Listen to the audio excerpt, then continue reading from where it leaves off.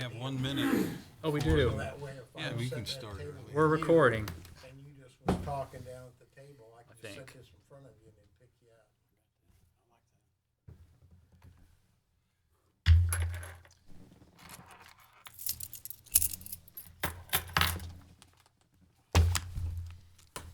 Darn it.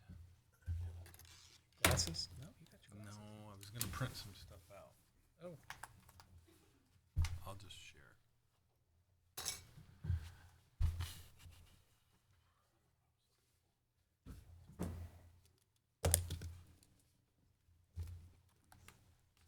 All right. It's 7 o'clock. I'd like to call the February 20th City Council meeting to order. We'll start with roll call, please.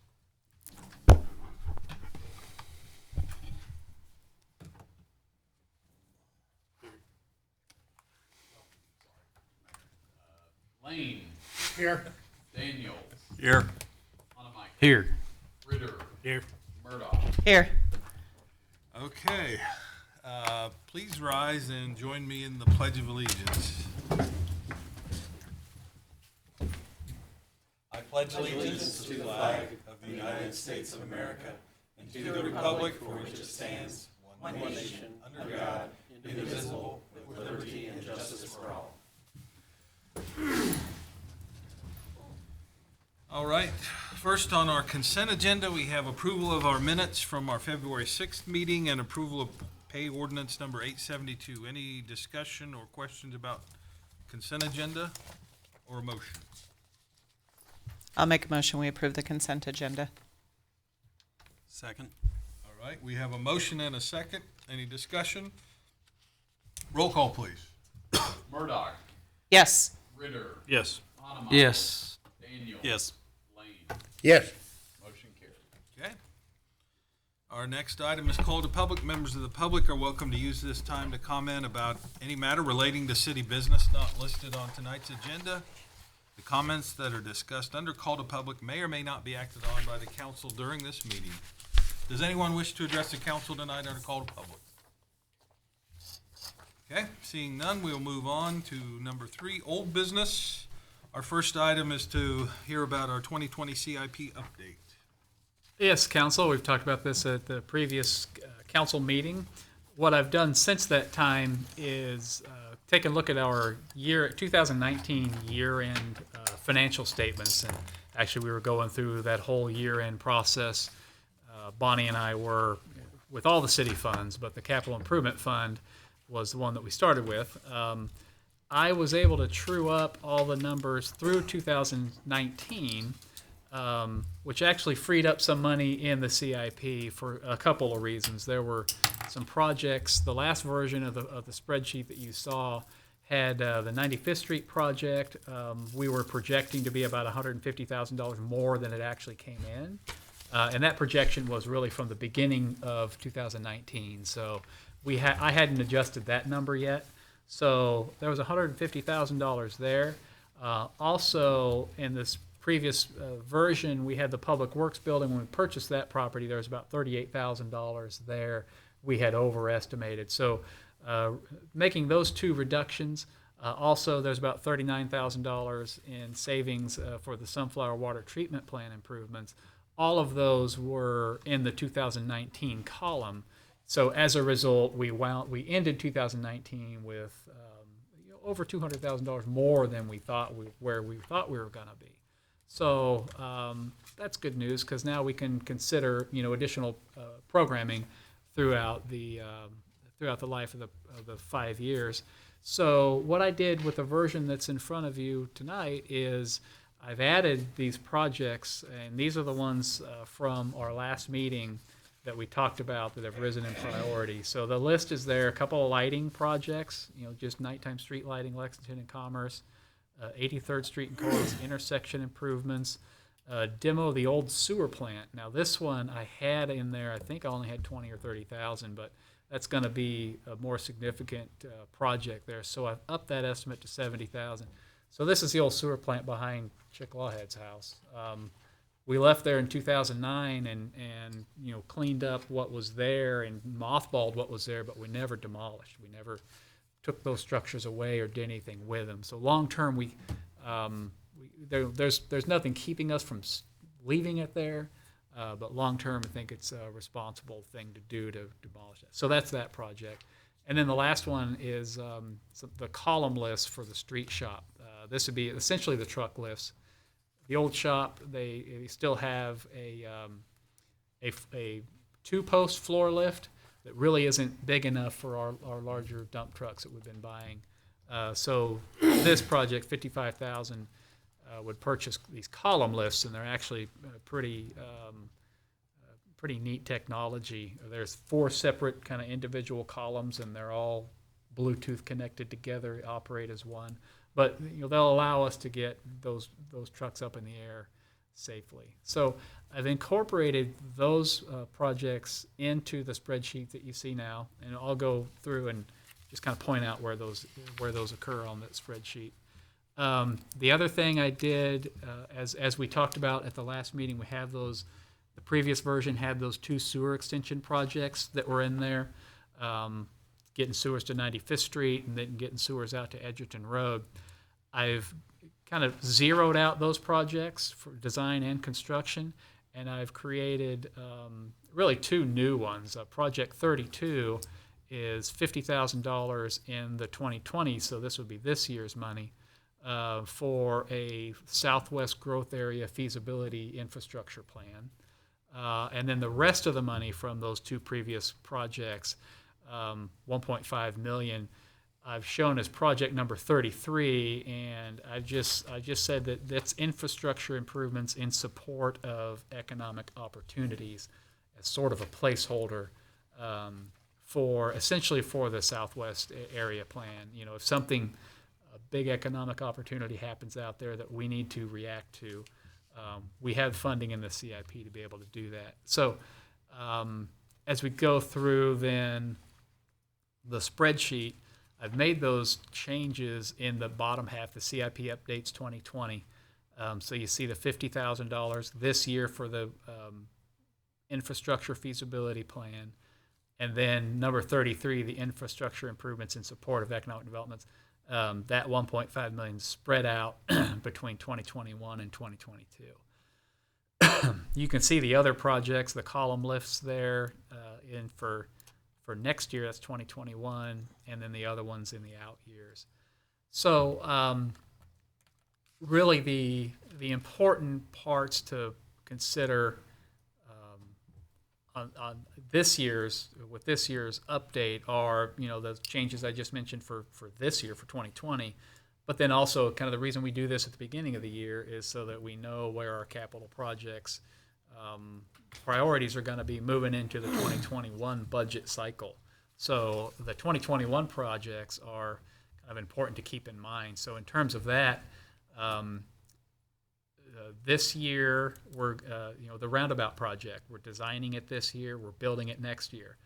That was another small adjustment I made. We had $250,000 in design there. I took $100,000 off of that, but then I just put it onto the construction part. So that number is a wash, but that's a little change there. We're also looking at the Lexington Avenue crossing improvements. That'll be next year, so that'll be in the budget that we're having coming up. Also, Ottawa Street reconstruction design. And you can see Miller Park, we're designing the drainage improvements. We'll be constructing those next year for the eastern half or specific areas in Miller Park. Of course, annual sidewalk project.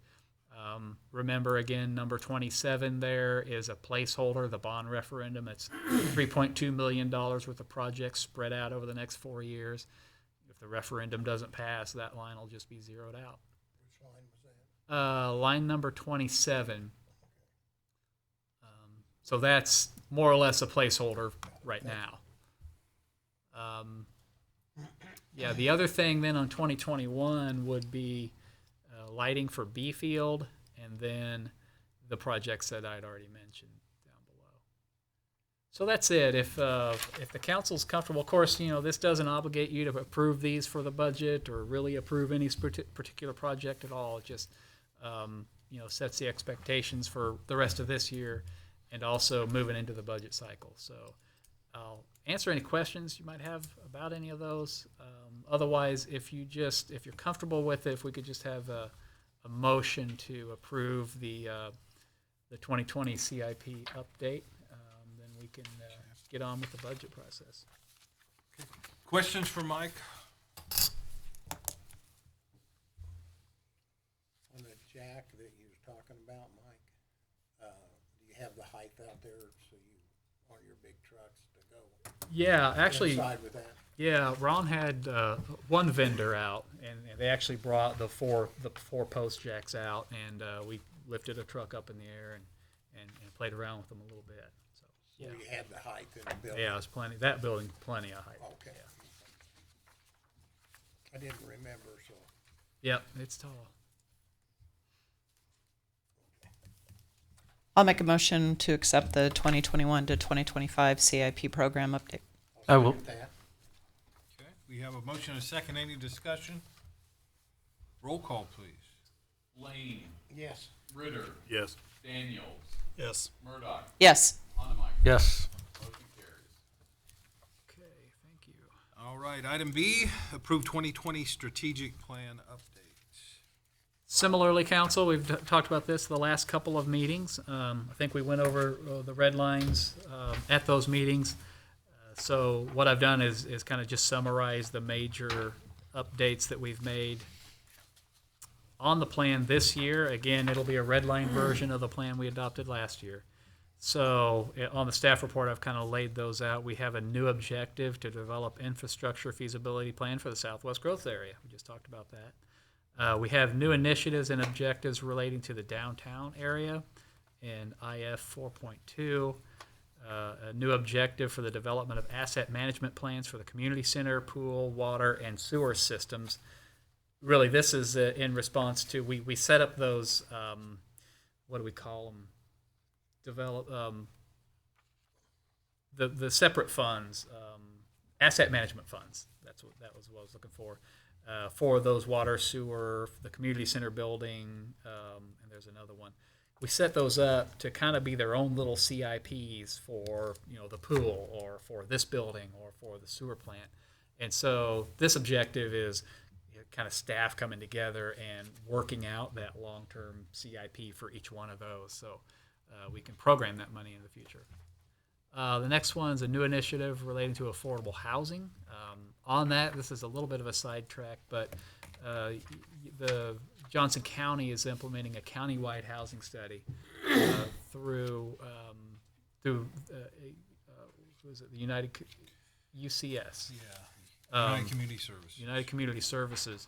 That'll be going on throughout the year, and it seems like it kind of will closely fall in line with the housing study that the Chamber did, or the EDC did last year. But countywide's an issue. The affordable housing is an issue. So they're actually, we had a kickoff meeting today. They're going to be touring DeSoto tomorrow, so I'll be giving them a little tour about our housing stock. So that'll be happening throughout the course of the year. The next one is overhaul of our economic incentives policy. We're in the middle of that. And the last part, the whole last section of that document is related to completed items or ongoing effort, just kind of a narrative of what we've done the past year and what's going on right now. So that's redlined up there at the end. So that's it for this year's update. Just remind you, the initial plan was adopted in 2017. We did the first update, really only 6 months later in 18. We did one last year, we did one this year. The plan was to be at the 5-year mark to kind of just redo the whole process with the public engagement and the work sessions and the input and the feedback and the whole thing. Rather than just be an update, it'll be an overhaul. So, probably have one more year of updating before the overhaul. Okay. So that was it.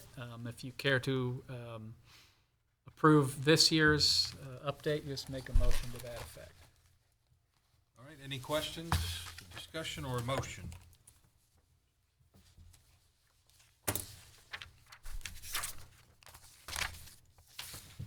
Maybe just a little comment, and as you talk about the studies going on around Johnson County around affordable housing or housing, I'm hearing a lot of different terminology thrown around now, and affordable housing's kind of losing it.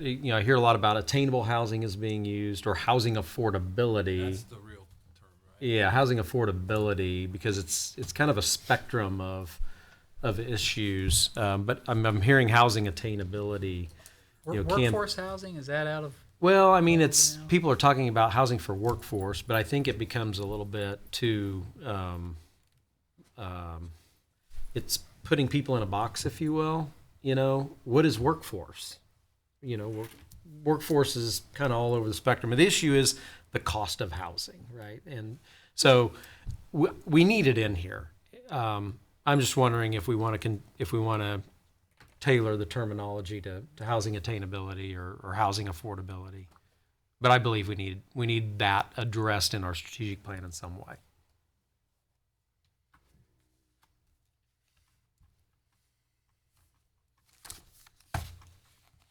I'm just going to zoom to that EX 1.5. Page 15. Okay. So you have it's a promote it's a affordable or semantics workforce thing. housing is the wording, and I think Promote attainable housing for our community workforce or something, or promote housing affordability for our citizens.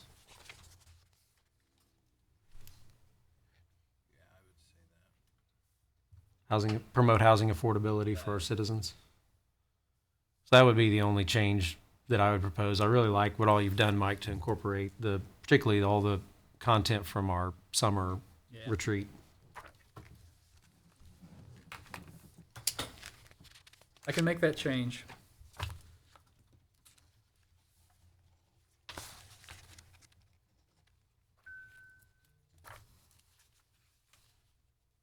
Well, I guess with that, then, if there's no other discussion, I'll make a motion to approve the updated strategic plan with the comments discussed. Second. All right, we have a motion and a second. Any discussion of the motion? Roll call, please. Michael, Yes. Murdoch, yes. Daniels. Yes. Ritter, Yes. Lane. Yes. Motion carried. Okay. Moving on, item 4, new business. A, consider architect selection for City Hall security projects. All right, thank you, Mayor and Council. This project actually began a few years ago when we did the City Hall facility study. And I guess the first initial part of that study was to get our leases standardized and our pricing consistent across the board, and also a process to move forward as we had potentially new people that wanted to use and rent portions of City Hall and the community center. And then sort of has moved into this second phase, which is addressing security for staff and city halls. It's an old school, there's doors and openings everywhere. Right now, generally people can come in to this building from any angle at any time, pretty much. And that has made, in just discussions I've had with my colleagues, is there's some uneasiness about not having any kind of security protocol. There's no panic buttons. There's no way to let anybody know if some sort of tragic event might happen. There's no quick way to feel secure or get to a safe place or even notify the sheriff's department, other than if you happen to have your cell phone just right there ready to go. So with that, we talked to Mike and approached him about some of these concerns, like I said, a couple of years ago, and actually went through a kind of an analysis that Jay and I worked on as far as just walking around City Hall, thought where we could make some of these improvements without creating a barrier. We certainly want to be inviting and open and allow the citizens to engage with staff and not feel like there's any kind of us versus them mentality.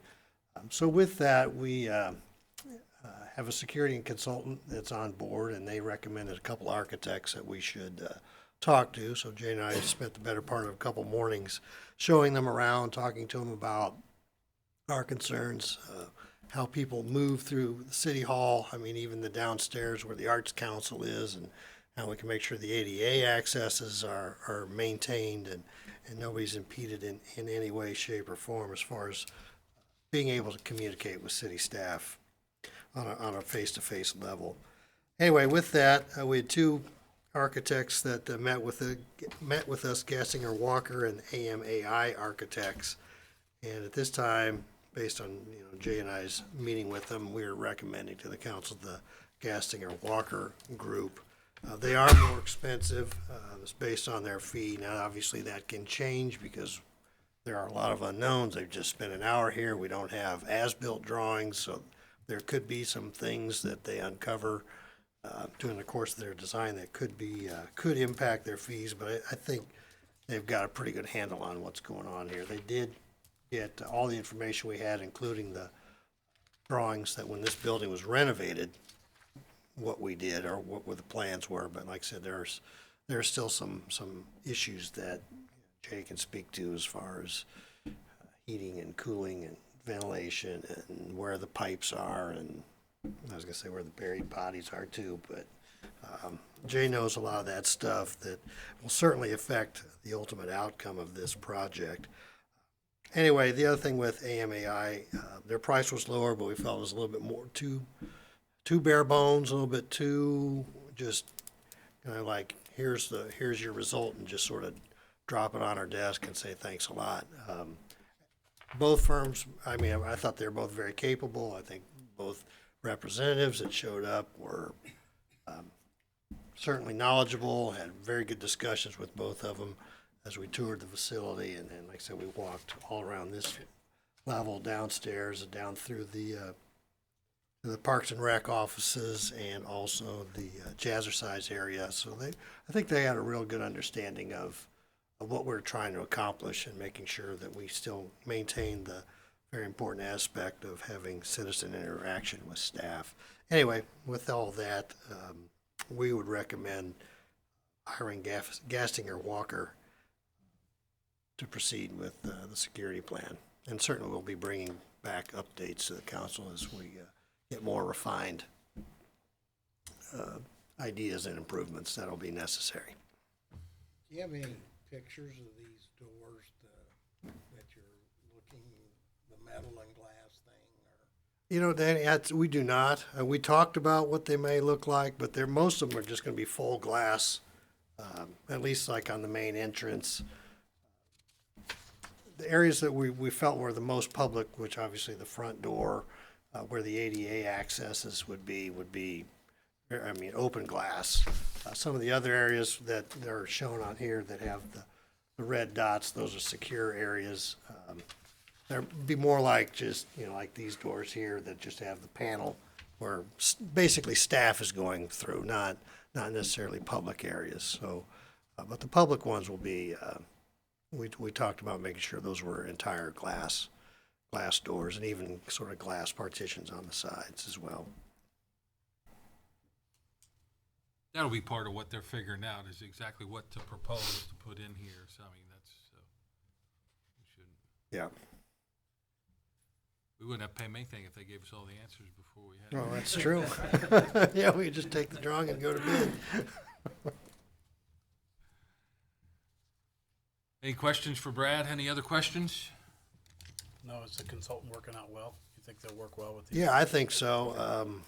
We met with Keith Bowman, our security guy, initially before all this, and showed him these plans, and he felt pretty confident that there's even newer technologies now that are coming on market that I guess are less, invasive. I mean, they're a lot easier to deal with as far as allowing staff and to allow people in, but also being able to identify. Quick way to secure or Yeah. whatever. Okay. Anyone make a motion? Yeah, I'll make a motion that we accept the bid from Gastinger and Walker. I'll second the motion. All right, we have a motion and a second. Any discussion? Roll call, please. Anna Michael, Yes. Murdoch, Yes. Daniel, Yes. Ritter, Yes. Lane, Yes. motion carried. Okay. Item 4B, consider purchase of vehicles for water department. Yes, council, time to buy some vehicles. This is part of our ongoing vehicle and equipment replacement program that we implemented, I think it was this is the third year of the program. We set these purchases last year when we were talking about the budget in 2020. So in the budget, in terms of the overall, you remember the equipment, so the contractor's equipment, the backhoes and the earth moving equipment and things like that are kind of separated from what we call the rolling stock. So that's the pickups and the dump trucks, the stuff that would be on road. For the contractor's equipment, we've made the decision, for the most part, to go to lease purchase arrangements. And then for the rolling stock, we will be purchasing those ourselves and funding that through the electric utility reserve, just as a way to borrow the money from ourselves. So this is the third year we're doing it. The 2020 budget includes a new lease arrangement for a backhoe for the street department, and then purchase of one new utility truck in the street department, and actually 3 new utility trucks in the water department. The street department stuff will come at a later meeting. Ron's still putting together specifications and information on that. But the water department we're ready to move forward with, so we'd like to do that. In looking at the current fleet and the future needs, the department, rather than buying 3 pickup trucks, only wants to buy 2. But don't worry, they're going to use the same amount of money to buy 2 trucks. One of them was an old little S10 pickup that we're just going to decommission, and we can do with that. So we'll be reducing our fleet by 1. So the two pickups in the water department is what's on the council agenda. One of them is a 4x4 F-250 crew cab. These are from Olathe Ford. As we've done in years past, this is the cooperative bidding process through the Mid-America Regional Council. So the vendors all submit their bids to different entities within MARC, and those bids are good throughout the region so that we don't have to individually competitively bid every piece of equipment. It's worked great for us, so we think we get great pricing. Olathe Ford has treated us very well. So one of the pickups is a 4x4 crew cab for $32,396. The other is a 4x4 regular cab for $29,207. So a total of $61,603 in purchases. Because we have in the water department budget, we have the first year of this repayment already in the 2020 budget. Essentially, what I'd like to do is take that money and just reduce the amount that we're going to borrow from the electric reserve. So the principal amount from the electric reserve won't be the $61,000. It'll only be $48,283. The term would be 4 years, and we're kind of setting our own interest rate, but we typically set that between what we could borrow for and what the fund is actually accruing in interest. This year, that rate, middle ground, will be about 2.75%. So that's what I'm suggesting. The electric reserve, the borrowing from that does require a resolution to be passed, 2/3 majority. So we've prepared that as Exhibit B. Exhibit A just shows the truck specifications, and then Exhibit B is the resolution, and it is specific about how much we're borrowing and the interest rate and the term of the loan. So I'd like your approval of that purchase, and then ask you to pass the ordinance as Exhibit B. Now, they're not gonna come back on, you're gonna decommission that one truck, so we don't, the 3 on this one deal is gonna just be 2. It's just 2, yeah. And again, as a reminder, for the vehicles that are rolling out of service, we put those up for auction on Purple Wave. So those funds go back into the electric reserve fund. Okay. Questions? Any other questions? Ordinance number? 2484. And Mayor, you vote on this. On the 2484, but not on the. First, I guess we would accept the proposal and then we would approve the ordinance, right? Yeah. Could you do that, Ron? You want a motion for the ordinance then? Yeah, so make a motion that we approve the bid from Olathe Ford for the trucks for the wire department. Okay. I'll second that. All right, we have a motion and a second. Discussion. Roll call, please. Lane, Yes. Daniels, Yes. Hanamichael. Yes. Ritter, Yes. Murdoch, Yes. Walker. Yes, I don't think I'd I'm vote sorry, on this I'm one. sorry. I'm okay with it. Yep, no. All right, now the ordinance. So motion to approve ordinance 2484, authorizing temporary use of up to 92,241 for the from the electric fund utility to purchase city trucks and related equipment. I'll second the motion. All right, we have a motion and a second. Any discussion? Roll call, please. Mayor Walker, Yes. Hanamichael. Yes. Murdoch, Yes. Daniels. Yes. Ritter, Yes. Lane, Yes. motion carried. Okay. All right.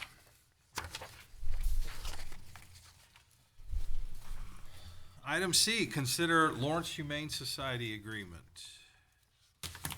Yes, council, let's talk about dogs again. Jay, I think, correct me, jump in here, Jay, anytime, but we were notified in December from the Humane Society that the cost to accept an animal was going to go up, and historically had been $40 per animal, and that they were increasing that fee to $200. And then also had a new policy where they wanted specific written agreements with the city to accept the dogs and what the terms and conditions would be.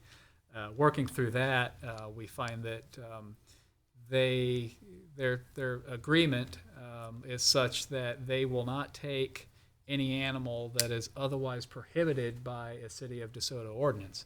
So what that means for us is they're not going to take pit bulls anymore. They won't take vicious dogs anymore. So that leaves us in the lurch a little bit on that. But it's kind of a take it or leave it. I don't think that was a negotiable item with them, nor is the $200 charge. So we think, and Patrick's reviewed this, the agreement's comfortable with the terms otherwise. So we're recommending that you go ahead and approve or authorize the mayor to sign the agreement with the Lawrence Humane Society. At the same time, we've made contact with the SPCA in Merriam. They will take the pit bulls from us, and their cost is comparable. Is that right, Jay? Could we say that? We still haven't worked out the details with them. Still in discussions with Great Plains SPCA. They have a flat rate fee of $100 per dog, and then they're going to charge $35 per day with no cap. But they would allow us, like Mike mentioned, to take the bully breed dogs to them, but there would be an associated fee, a flat rate fee with that. So if you guys agree with allowing the mayor to sign the agreement with the Lawrence Humane Society, that doesn't tie us into every single dog that we transfer has to go to them. It's basically just an agreement that we will follow their rules if we do want to transfer a dog to them. So I've got to have a place, a minimum, we don't have any dogs right now, but I need to have a minimum of at least a place to take our dogs. So getting that agreement signed, but I'm going to still continue. I'm waiting on a contract from Great Plains. It's supposed to be sent to me early next week. The lady that I've been talking with is out of town right now, so I will get an agreement from her. If I think that's something feasible that we need to look at, we'll get that one to you as well, which would leave us with a couple options depending on the dogs and availability. So. Okay. Questions? We only keep our dogs for 3 days, is that right? A minimum of 3 days. The way it's worked in the past, 90+% of the dogs that are not claimed by their owners here, we have transferred to Lawrence. After 3 days, what we do, if we haven't heard from the owner, we'll call the Lawrence Humane Society and say we have a dog that we would like to transfer. Depending on their availability, they could say, hey, bring the dog tomorrow. It could be bring the dog in a week. We don't have room. So we basically schedule an appointment to take the dog whenever they have availability. But we do hold, you don't count the first day, but then it's a minimum 3-day hold. And our hopes are always that the owner comes to find the, comes to claim the dog. That's ultimately what we want to do. But after that 3 days, if that hasn't happened, we're looking to another facility where hopefully they can get adopted out and find another home. So. Okay. Other questions? I'll make a motion. We authorize the mayor to sign the agreement with the Lawrence Humane Society. I'll second that. All right, we have a motion and a second. Any discussion? Roll call, please. Lane, Yes. Ritter, Yes. Daniels, Yes. Murdoch, Yes. Heinemeier. Yes. Okay, item D, consider purchase of a Christmas tree. Yeah, February is the perfect time to be buying a Christmas tree, as it turns out. With the mayor's tree lighting ceremony that is an annual event out in front of City Hall, I don't think it's any secret that the existing, is it a white pine? Jay, do you happen to know? I think it's an Austrian pine. More of a Well, the Topless. existing The the existing topless tree pine. doesn't exactly look like a Christmas tree. So we started talking internally about how we could fix that. You can't fix that existing tree. You can't. We've talked to arbor masters on this issue a little bit. You can't trim that tree. It'll kill it to trim it like a Christmas tree. So started looking into artificial outdoor tree displays, and we have a recommendation to proceed with the purchase of one of those. Whitney, Jay, and Justin dug into this a little bit. There's lots of different types of trees, panel tree, or a more traditional one with the branches, different sizes as well. We're recommending a tree with an ornament package and a topper, 18-foot tree, for a total price of $64.45. Yeah, $64.45.76. The pictures that are shown here, Jay, help me out. The top one. The top one is the one that we're recommending. It has a topper. They're pre-lit. Does have an ornament package as well.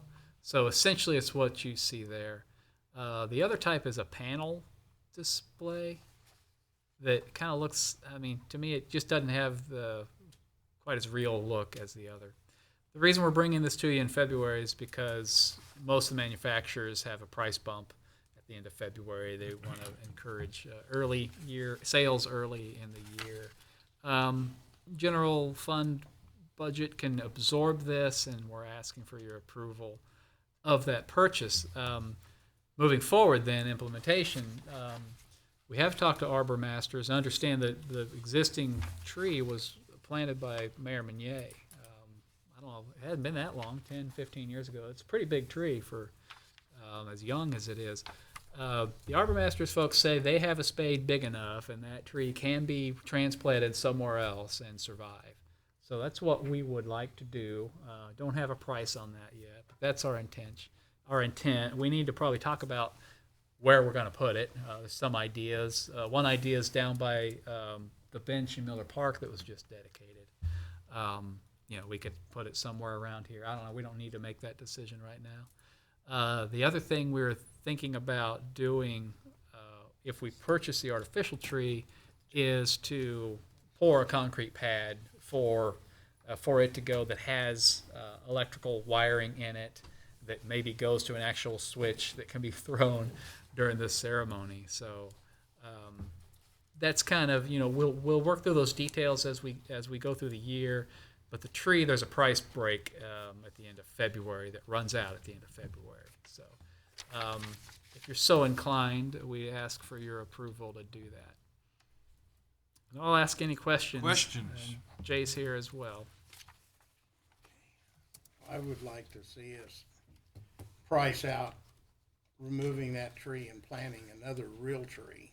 I'd like to see the prices on that and get something more pleasing and being real, not artificial.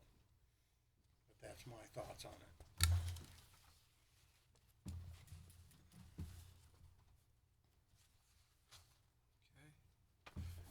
Any Any other, who was, Lori? I don't really have a problem with an artificial one. I don't have a problem with the other way either. It's just that, we're replacing them quite frequently, and to get a nice big tree and to get all the proper lights and look to it, it seems to be kind of difficult with a real one, but I'm not the one doing it, so I don't know. But with that being said, is there a reason that one even would have to be removed? Could the fake tree go on the other side of the sidewalk and just be moved where you would put it? Yeah, I mean, no, does it have, could. it doesn't have to be in that spot. That tree Could could be in be the center of left, the but you could put it in the center over, entrance. somewhere else. Mm-hmm. I mean, it's only going to be there for a Couple month. months, yeah. So it could go kind of anywhere where we wouldn't even have to spend the money moving this one and just let the tree where it's at. That's, just looking at it, I don't know, but, I mean, I like real trees too, Danny, but yeah, it's like a constant battle getting it to look decent and stay that way for more than 1 year. You start with a small one again, and then in 2 years, the same thing could easily be going on and happening. So, Yeah, I kind of had a similar thought on placement. I mean, I guess I was thinking, well, first of all, I'm in support of getting a ornamental decorative tree to use for the city's mayor's tree lighting kind of thing. But similarly, I was wondering, well, are we just doing it there because we've always done it here, or could it be, downtown somewhere? Could it be on 83rd Street by the fire station where, it's kind of in our business district? Does it have to be at City Hall? My question was where. So I prefer the artificial one because we may change over time where we think our Christmas tree center ought to be. That way we can put it where we can celebrate it as a community. Okay. Rob, any thoughts or comments?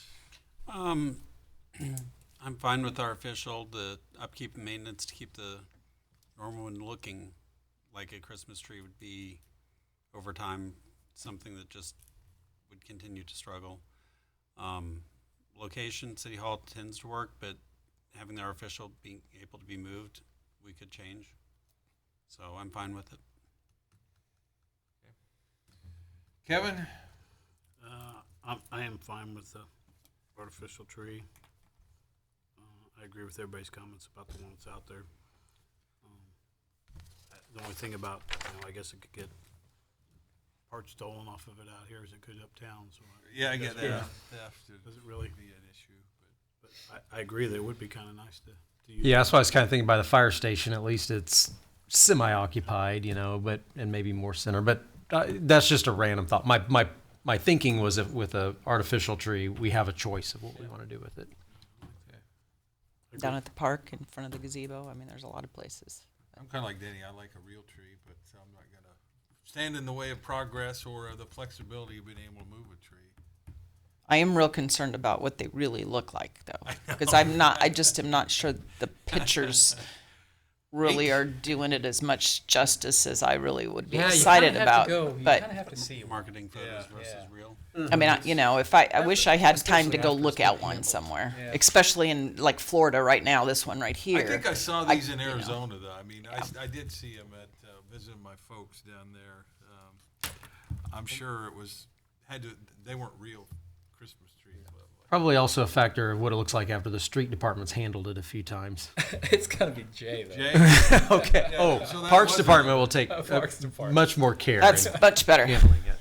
This might get us through that time of like taking this tree down to the park, like you said, and then putting another one out Putting here a little- and yeah, growing it yeah, with grow it. with our masters, Yeah. trimming it every year. I mean, Maybe we may in have a tree in the next few years. 5 years, it's a big tree again. Might provide something in an interim.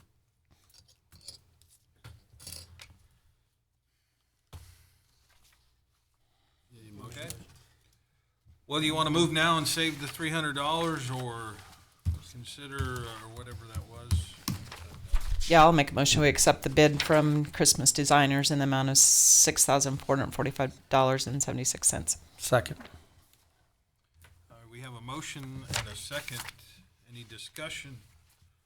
Roll call, please. Michael. Yes. Murdoch. Yes. Daniels. Yes. Yes. Lane. No. Motion carries. Item F. No. Item E. Consider Planning Commission recommendation for text amendment relating to subdivision improvements. Please table until March 25th. Yes, if we could. I'd like to make a motion, we table item E. Second. All right, all in favor of tabling, say aye. Aye. Aye. Opposed? All right. I'm not sure, you were in the middle, Kevin. Was that a yeah? That was enough. Yeah. I was slow on my button. Okay, just wanted to clarify. Item F, consider Planning Commission recommendation for special use permit for pole sign for Burger King. All right, thank you, Mayor and Council. What you have before you is a special use permit for a 60-foot pole sign at the Burger King in the C2 zoning district. They have submitted a site plan to us, and through that process, we informed them about a pole sign above 20 feet requires a special use permit, and after some back and forth, we convinced them that they really needed to submit a special use permit. Anyway, that being said, they did finally submit us a special use permit in November. However, that was too late to get on the November Planning Commission meeting. We did not have a meeting in December, and so we had our public hearing for the Planning Commission in January, and now here we February getting to the council. It does seem like it's been a little bit delayed since they initially submitted their application.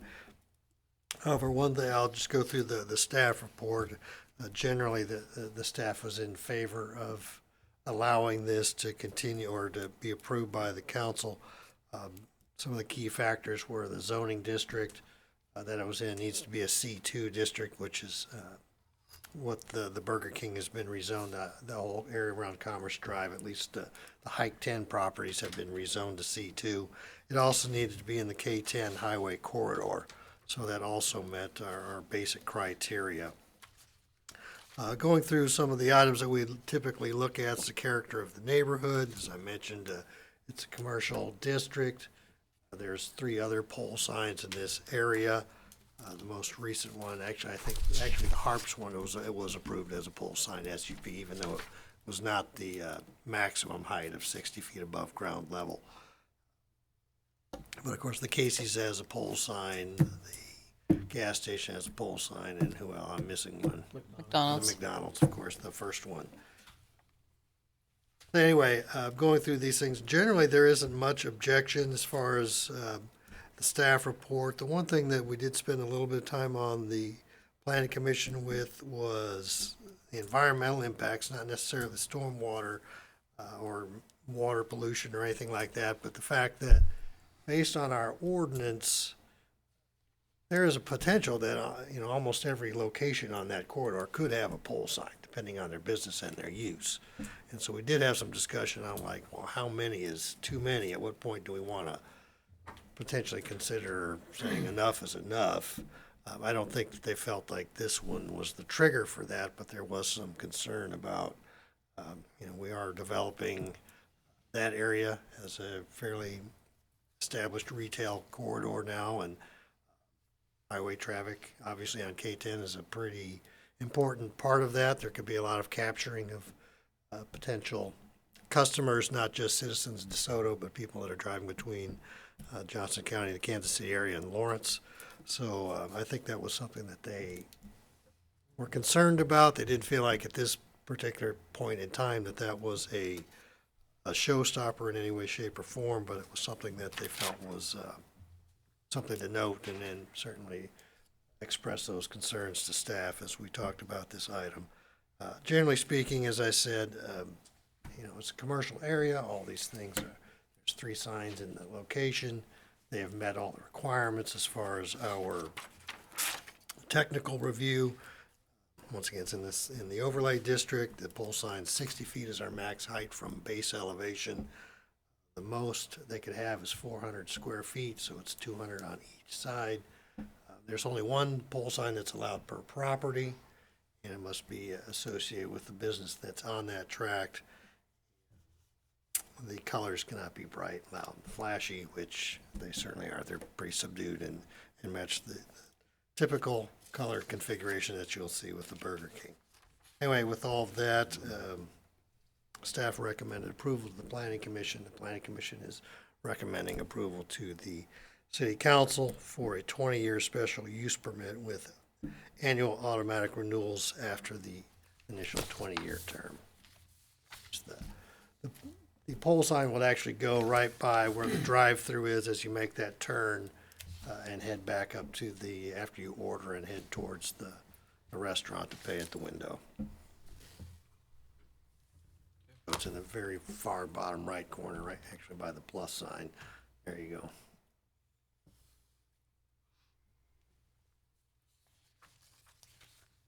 And Council Patrick did prepare an ordinance.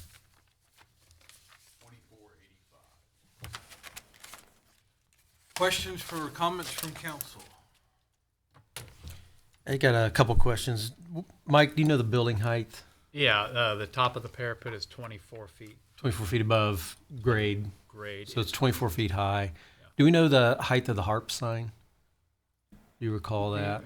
I don't recall the harp. I remember looking at it, but it was not anywhere near the 60 feet. Something tells me it was right at 30 feet. About 30 feet.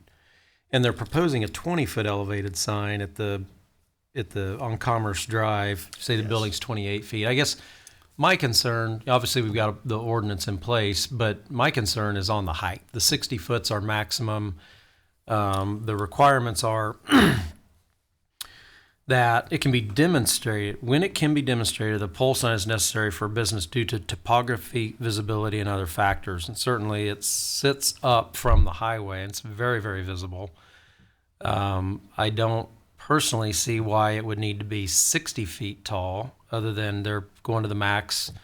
Obviously, harps, I was guessing it was probably on the order of 30 feet. It would seem like 30 feet even would provide more than adequate visibility from K10. The only staff didn't address at all the topic that's in the ordinance of when it can be demonstrated that it is necessary. It's only in the letter from the sign company, and that's very opinion-based and anecdotal. And I do know that it's not uncommon to have to do some sort of a sightline demonstration to get signs in other city jurisdictions within the Kansas City metropolitan area. So while I'm not against a sign, I think the 60 feet is too tall, especially considering that our pole sign district extends a quarter of a mile from either side of K10. So certainly every lot that's in this commercial development could have a sign. So I think if my concern would be if we allow the maximum just because it was applied for, then we're going to have that as the standard for which others are judged. I would rather use harps as sort of the standard from which we go forward with from here, because it's clearly visible from K10, in my opinion anyway. So that my issues with the height of the sign, and I would say it doesn't need to be any higher than the harp sign. I guess I will say, and like I said, we didn't do any kind of line of sight studies, but you are correct. When you're headed westbound on K10, you really don't even need a pole sign. That Burger King just stands out. You got plenty of time before you need to make a Yeah, you can see decision. the ordering boards from K10. Yeah, but it's really the other direction that they had also talked about wanting to make sure that you could see the sign. Now, I don't know at what point you'd actually pick that up, because when you're going eastbound, you've got to exit fairly quickly to get down to Lexington, and by the time you might see the Burger King sign, even at 60 feet, it's might be a little too late. So yeah, you make some really good Yeah. points about I was going to say, what's the real value of that sign, you know?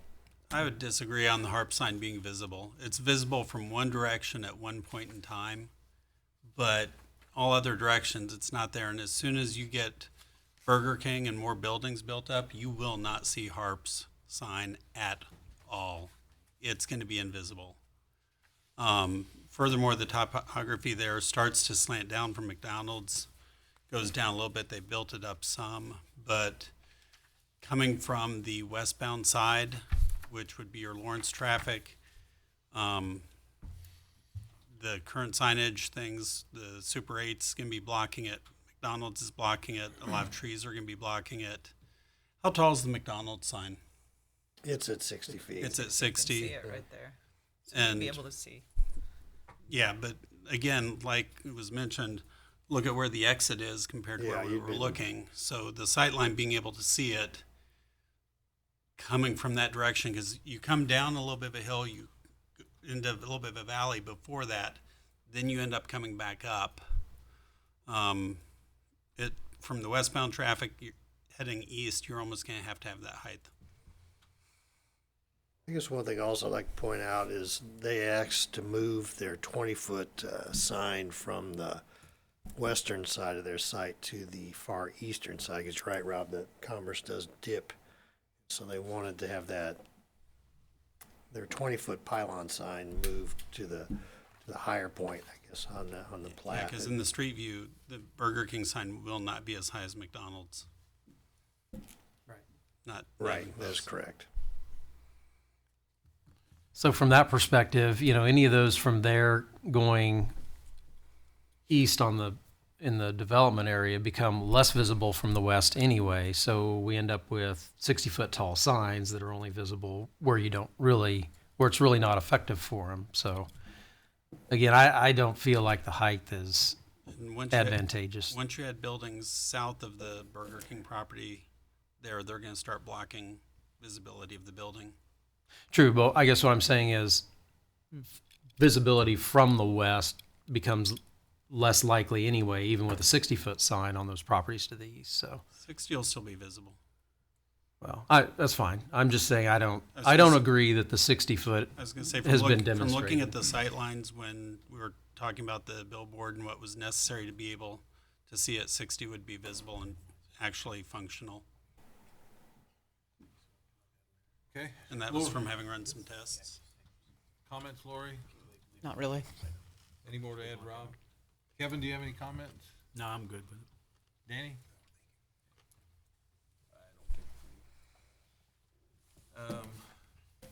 So our action here would either be to recommend recommend or approve based on the recommendation from Planning Commission or deny, right? Send it back. Yeah, you could Send it back. And the ordinance you gave us was 2485. Okay. Anyone wish to enter a motion? Sure, I'll make a motion. We approve ordinance 2485, approving the pole sign. Second. We have a motion and a second. Any discussion of the motion? Not roll call, please.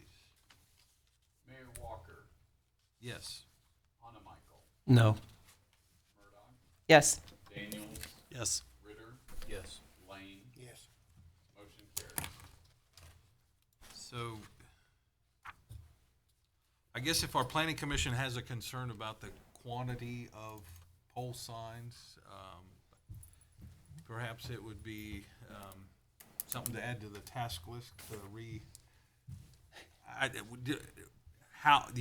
Yeah. establish that. We didn't do that when we initiated the, Right. I mean, if we're, I think if there was a magic number, we'd have put it in there. Yeah. So when did the new pole sign ordinance get approved? Basically, it got approved, I believe, when we were doing, was it Yeah, the Casey's that's right. one? Yeah. When Casey's came in next, because Yeah. it wasn't Just available. after. It Yeah. wasn't allowed Right. then. I thought we had to do it for McDonald's because McDonald's No. reinitiation of their sign, But Well, they that kept might have they been. kept the same basic graphics because the McDonald's, the gas station, what at the time was Beer 30, were grandfathered in. Beer 30 didn't maintain theirs, so theirs had to come down. And then the one on Lexington at the Clark's or whatever, those were the grandfathered ones because that was when I was on Planning Commission and we addressed that. And that was kind of the wave of, okay, what was the revision going to be? And oh my gosh, we looked at that time, it was based on a radius from the center of the interchange. Yeah, I think you were on Planning Commission at that time. Yeah, and so it was a radius from there, and now it extends all the way up and down K10 within the city limit. you know, I would wonder if we want to revisit what's considered the pole sign corridor, since it's a quarter of a mile each side, all the way up and down the city limit. But Well, and with that being said, for future ones, because this is going to keep coming up, you know, we put them back in and allowed them because, you Well, know, we heard they needed we it, right? they said they had to have Yeah. them, and I mean, at some point, you know, you can say they need this one, but you know, even if they see the McDonald's, they're going to pull in because that's going to be fast food, and then once they get there, they can decide which one they're going. You know, it's questionable whether it's needed or not.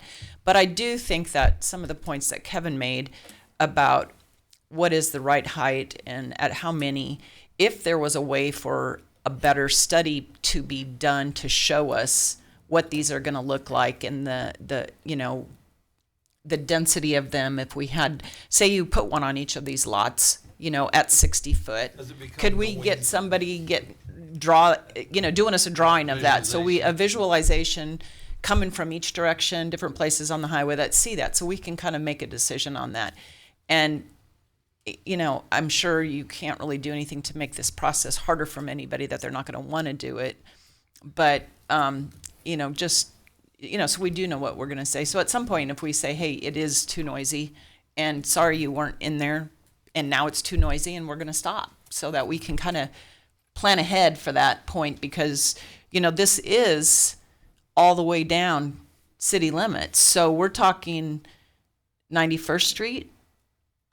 Yeah, so. Is well, that in there also too? keep in mind, it's got to be in the C2 in the commercial Okay, zoning district. so that's only going to be And- just this section. Yeah, I mean, and that- unless we, Unless we something else rezone. develops. It could be over further west, by- probably. I mean, Where your another pharmacy used to determining be. factor that might be considered would be retail businesses like Burger King, Casey's, that actually look at drawing their traffic from highway type of traffic versus An orthodontist. an orthodontist, dentist, different things like that. So that might be another way to help weed down the height requirements of what would be based upon who their clientele customers would be and the traffic into the city. But I don't Another- know that that's complete. Sorry, Kevin. I don't know if that's completely true, because if you know, I've heard from one person that, you know, that they'd be looking in that area because I Because they mean, could have- because it's on the it's on the highway front. So I mean, and because if they you would have, have if that's where you're at, the visibility is going to be visibility, big highway there. visibility. So, so yeah. Well, I don't just, know. I mean, if the planning commission had that thought or that consideration, I didn't know, I just threw it out there if it's Yeah, something we you know, thought I we think- should. Well, Well, let me further. one other thing that we talked about at the time, and this is pre 2010, when we debated the whole, and we came up with this radius rather than the linear thing, was that KDOT had installed the advertising signs on K10 in the mid 2000s, and that does give a retailer warning. ample warning at a much lower cost than constructing a sign, and then, you know, so people know there's gas, they know there's food, and then those also accommodate other kinds of business interests. But those signs are on K10, and they were put up, and they're available and accessible and give drivers advance notice. So that's another form of signage that exists. And granted, we have a policy that you can get a special use permit.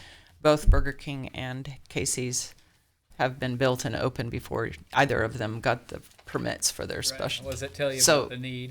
the Yeah. need may or may not really be there Yeah. before the- they're actually going to come here. And the last need that, Yeah, when I was still on planning commission, that precipitated the discussion again was the Super 8, and they've not put a sign up.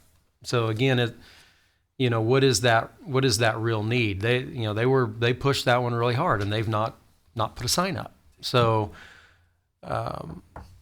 I would encourage having it revisited again, and it's worth just making sure that it's valid and that's what we want in the community. That's the planning commission's job. Danny, you wanted to add something?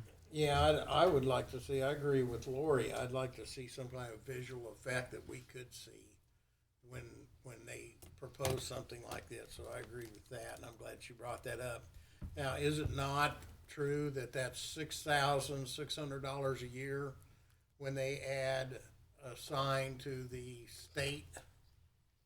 That's a $300 a month for the person that, or the company, that is a lot more expensive than putting up a pole sign. For just Well, I don't know year. about that. I'm gonna guess I this bet is, it was I'm gonna guess this is $300 probably a a month. $200,000 sign. When you had one out there on the on the stuff that's ahead, on the exit signs, like this exit, there's a Burger King, there's a McDonald's, and there's a gas station, and there's a Beer 30 or whatever you put up there, that's a monthly cost. I don't think it's $6,000 a month. It might be I a thought year. it was It might be a, $300 a month. Yeah, it's somewhere around Yeah. 3,000 a year, I think. Yeah. Is So what it I'd would be heard. pretty expensive. I mean, a pole sign's a lot cheaper. well, that's probably a $200,000 pole sign. It's a lot of years. That's a lot of years. Okay, we'll put that on I the. got it. What I will. I got a 55-foot tower, and it didn't cost me no $6,000. Yeah, I think the first thing I'd like to do, just for my own benefit, is go over the history of what we changed, when it happened, what, because some of these decisions were very mindfully made and just not thinking of, Yeah. exactly. So that would be helpful, and then we could, address it again with the planning commission, just in the context of, hey, there's these several Covered by things that we federal want law. that we want to look at. So Well, we'll and do even that. the zoning of that area has changed from Yeah. when those decisions were made. Yeah. Being that it's becoming more retail commercial instead of light industrial. Fair enough. All right. Item G, consider recommendations for 2020 street maintenance program. All right, Mayor and Council, it's an item I've been working on really since late last year as far as identifying our upcoming projects for 2020. This year we have $450,000 for our yearly road maintenance program and $85,000 in asphalt projects. As far as doing all the typical work that we've done is we've our PACER program that we've been doing since 2007. I completed that evaluation this year, and then Ron Creason and myself spent a lot of time looking at the projects and evaluating streets, and because Ron and his crews are out there on a daily basis and trying to figure out which ones were the highest priorities, what we wanted to complete more as maintenance. Some areas, some of the items that we're really concerned about are on the east side now, are more rural parts of DeSoto, but a lot of those streets really need some attention. When some of those subdivisions were put in, assume they were under Johnson County standards, but they just really were a couple inches of asphalt on compacted dirt, and they're not doing particularly well. So at some point, and Ron and I have agreed, we really need to put at least 4 inches of asphalt on all of those streets. And there's several miles out there, and we just have to pick the worst of them and start from there and try to figure out how we're going to take care of those needs, but then of course maintain the areas in the more urban areas as well. Anyway, with what we have put together, the project that we have is the using the chip seal with that dark granite that we did on Kill Creek, on 95th Street from Kill Creek to Corliss Road. That's an area, actually Johnson County installed that road. It's pretty wide. It's got the asphalt curbs. It's about a mile-long stretch. We will bid that project. We wanted to finish doing the UBAS, the ultra-thin bonded asphalt surface system, from Wea Street to all the way through to Valley Spring. And then there's a lot of crack filling that we need to do on Commerce Drive. We did UBAS Commerce Drive 2 years ago, and well, actually did a phase 3 years ago, and then 2 years ago we finished that phase. And then also a lot of the repairs that we did on new repairs that we did on Lexington several years ago, there's some transverse cracking starting to show up and some longitudinal cracks where the asphalt joints were put together that need to be crack filled as well. And then on some, another thing that Ron and I have talked about, Ron's always pretty gung-ho about wanting to do all this. I mean, they've got an asphalt paver, and I think the crews kind of like doing paving, but they're set up to do maintenance work on all things, so they don't really have the ability just to stop and for a month and a half and just do overlay work. So they're always getting pulled off and and starting and stopping. So we kind of tried to reduce Ron's enthusiasm for doing all this work in-house. And we've got a couple projects that we've identified that we would like to bid out and not use city crews for the overlay work. As you can see, it's not a very long list, and $535,000 gets eaten up pretty fast. But like I said, there's a lot of projects we'd like to get to as well. But this is kind of what we've come up with, and certainly open to any comments and suggestions and direction that the council may give us. Okay. Questions, comments? Question on 95th Street from Kill Creek to Corliss, is that all city jurisdiction, or it's all city responsibility? It's all our baby. Yeah. Yeah, it is. So We know there's it was constructed by the county though, right? Yeah, it's one of those boundary roads. So Okay. even when it was built, it was part was in the city, part was out. And so when they did that project, city agreed, okay, you do this, and then we'll take over. And then we own it. Okay. All right. That east end of 95th, where the same street he's talking about, where all that mud and water comes out of that field, does that erode any of the base or any of that Well, street? actually, Is that one of the yeah, I problem know what you're areas? talking about. There where the drainage doesn't hit right. Yeah, Yeah. Ron, they've had to go back up there every year and a half or so and just try to clear that out, but that farm field just keeps silting down, and it's just been a continual problem. Yeah, I didn't just know if that. But this is not. I don't this think is it's not- affecting the base. It's just Yeah. it's just making a mess on top Yeah. of the It's road. up Yeah. the top. Yeah. Yeah, it's just washing mud into the gutter. A couple of years ago, we went and put a berm in there and some riprap to try, and it made it better. It helped. It made it better. It helped, but it's temporary. I mean, that Right. field's It'll just eventually get yeah. filled with silt and over top again. Yeah, it's time to bid it. We get better pricing bidding earlier in the year, so. So you just need a motion to approve the road maintenance program of. Yeah, just the plan, and so all these things that we're bidding will come back. We'll with come the back. bids. So Yeah. are we approving dollar value or just the Just the plan. just the plan? Just the plan. All right, I'll make a motion to approve the 2020 road maintenance plan as submitted. I'll second the motion. We have a motion and a second. Any discussion? Roll call, please. Ritter, Yes. Murdoch, Yes. Hanamichael. Yes. Daniel. Yes. Lane. Yes. Motion carried. Okay. Executive session, none? No. Okay. Advisory reports, Mike? Yeah, Council, I want to start off, we're kind of a tag on to the road maintenance discussion. At the last meeting, we talked about the sidewalk project there on 83rd Street on the bridge over Kill Creek. And, you know, while Brad's here, did want to kind of update you, get additional feedback from you. We talked about getting some pricing to replace the concrete barriers that are there now with ones that look more permanent in nature. We did that. Actually, the quote we have, Brad, is this? You put this on my desk, didn't you? We got a quote initially from the contractor, like a change order from the contractor. Well, actually, the contractor that installed and did the sidewalk work, they're mostly a concrete contractor. And they purchased, put an order into the St. Joe Concrete, who makes Jersey barriers and culverts and all sorts of concrete products. And they're the ones that place those. So I contacted them for the pricing. Okay. And they would take the old ones back, or the ones that are in place now back, and bring in new ones.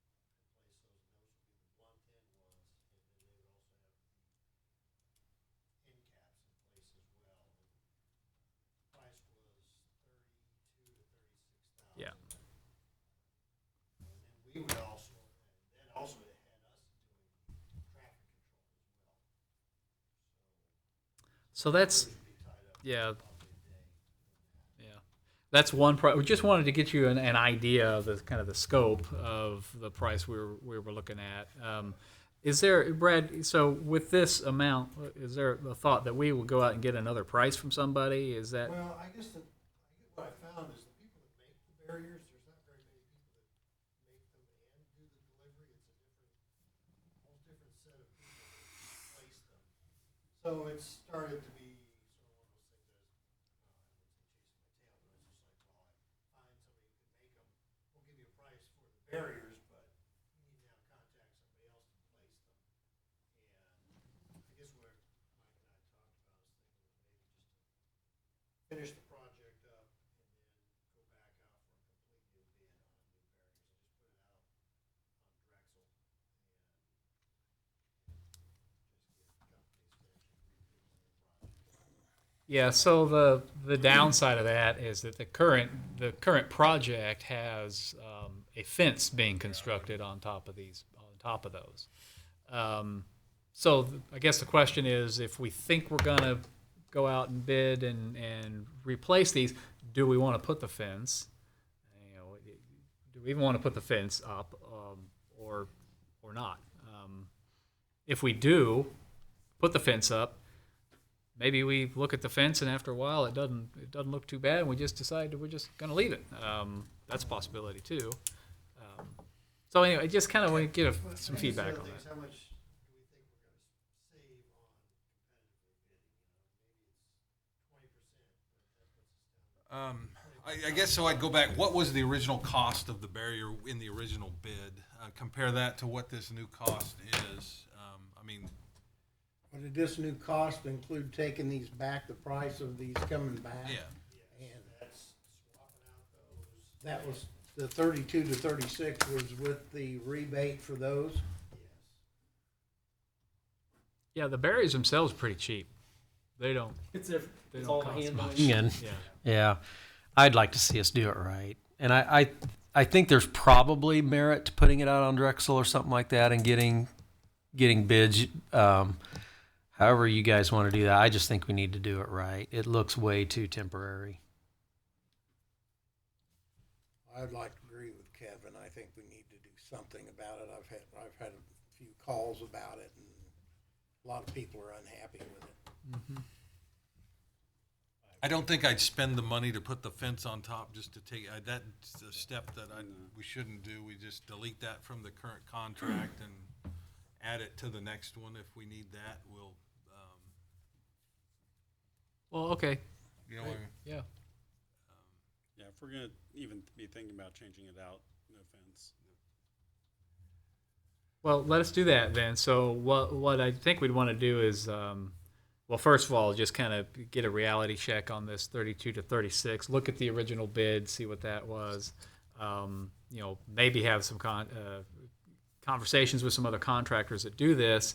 Make the decision then whether or not we want to authorize this change order or completely rebid it. So we need to make that decision. If we decide to rebid it, then we'll button up this project, turn this contractor loose, you know, do the deductions. Let's have him finish up his work, and then rebid it as soon as we can. So either way, we'll move quickly on it and try to get this happen, within the next several months, regardless whether we bid it or go with the change order. And we'll bring it back. The other thing I'd point out is if we're going to do a UBAS on this thing, right? Yeah. Then let's deduct his permanent pavement marking. He's been so damn slow getting it in. Let's don't pay him to put it down. Once we're past snowfall, let's get some pop-up markers, and we'll live with that until we UBAS this thing and get the permanent marking down once. Because otherwise, it'd just be wasted. I mean, we'll have to spend money to grind the stuff off to put the UBAS on top of it. So Yeah, you're almost at a point of wrapping up that contract. Yeah. it's time to move on. Is that company doing the pole wall too, though, that we just approved? No, No, that No. was another. that was somebody else. That was a separate. Yeah. The retaining wall at the power pole. Okay. Sorry, this one's been so painful. Don't like that. If they all went smooth, everybody wanted this stuff, right? Okay. Well, thanks for that direction. We'll head that way. that it, Mike? What else you got? One other thing. We've been in discussions with Johnson County Public Works about a project that they are currently bidding on the Wyandotte Street River Bridge. They notified us last summer, sometime they were doing their annual inspections, and the expansion joint, just as we come in to the south side, has major deterioration and rust, and the concrete members that support that are in need of replacement. So it's a pretty major project. They're thinking that's going to be in the $400,000 to $500,000 range of a project. For that, it's currently bidding. The bids are due in a month or so. The worst news for us is that they're relatively confident they're going to have to close that bridge to replace that expansion joint.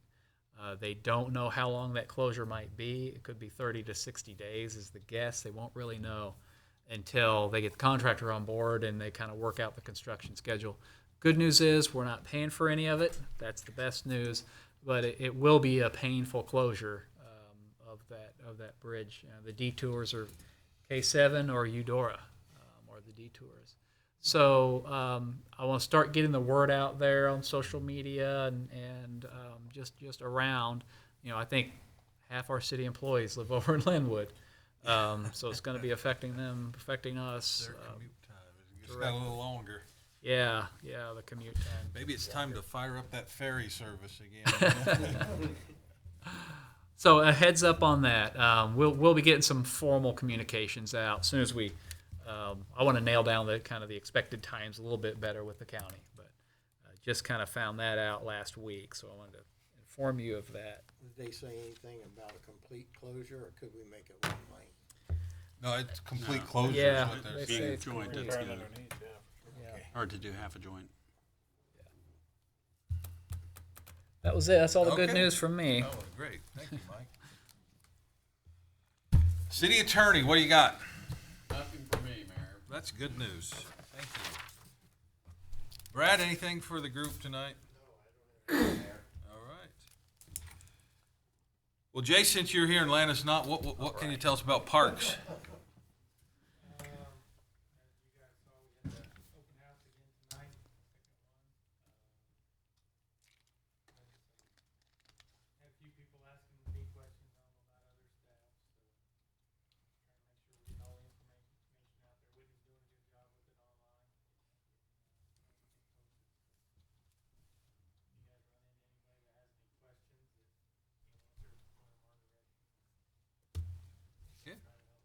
All right. Thank you, Jay.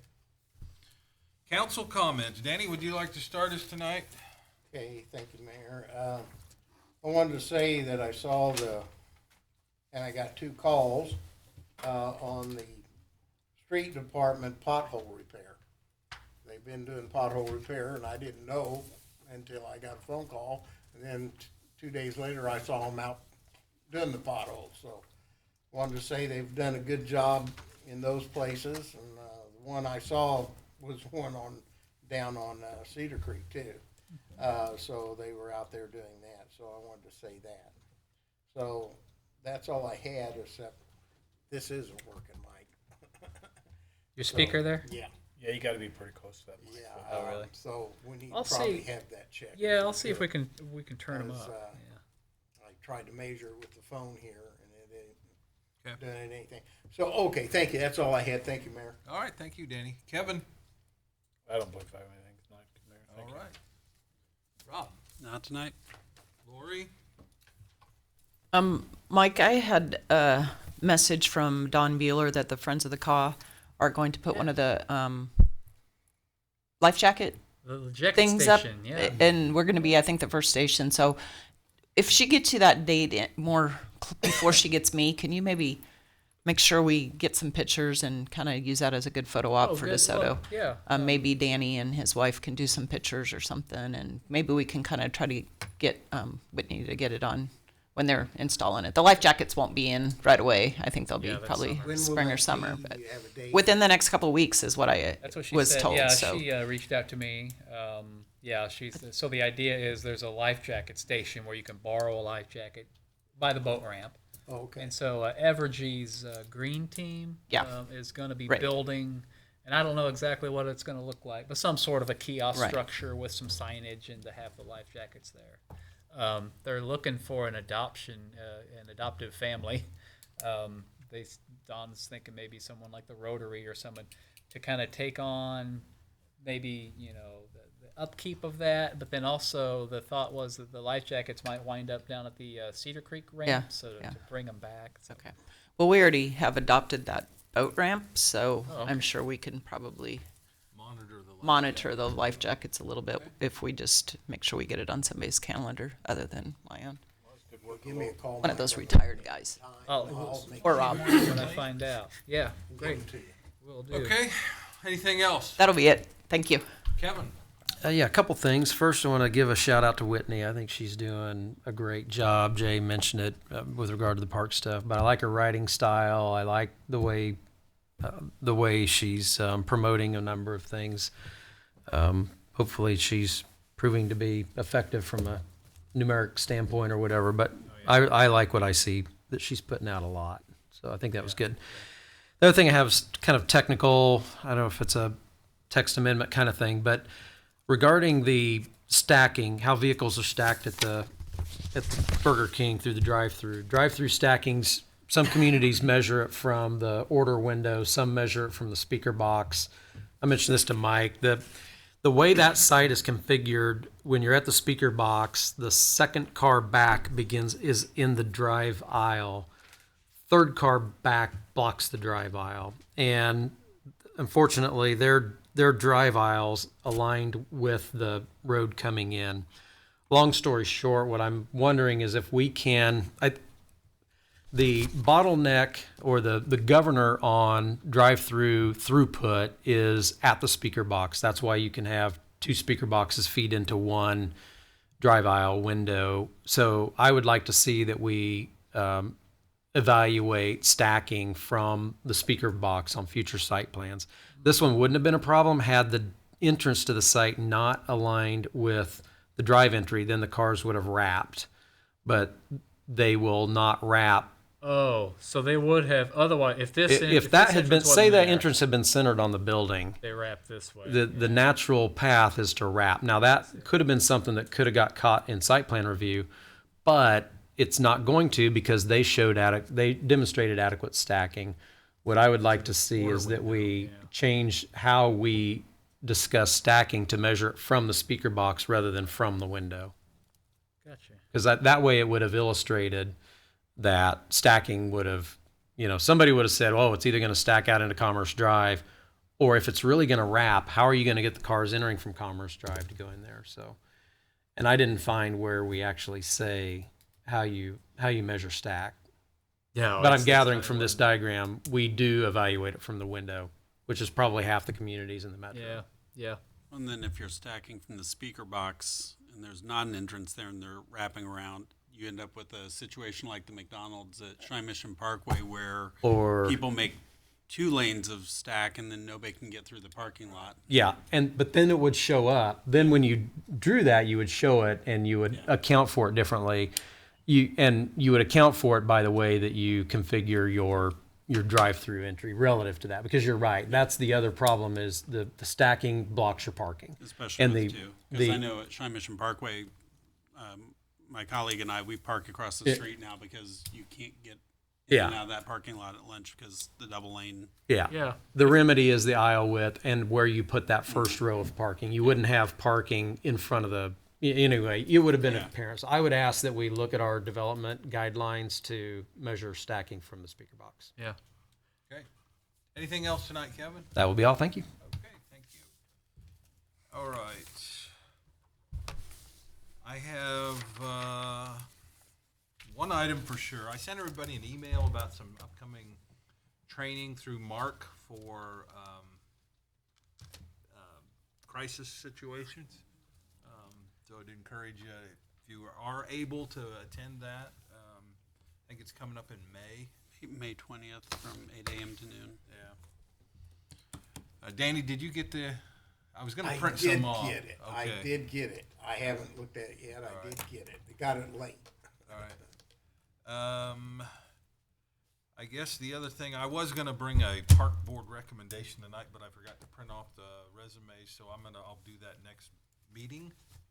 And I'll get, we got good response, I think I'd shared that. I interviewed or spoke with my top 3, and then I'm bringing a recommendation for you. But I didn't print the material to share, so I'll do that at our next meeting.